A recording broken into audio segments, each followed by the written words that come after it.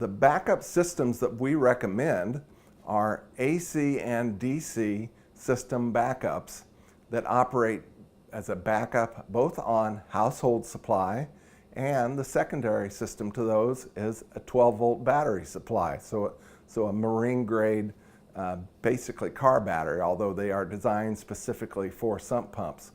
The battery backup system will pump when the primary pump doesn't work and when you have a power outage, so that it can back up your system effectively. For most of them are rated somewhere in the 4 to 8 hour time frame.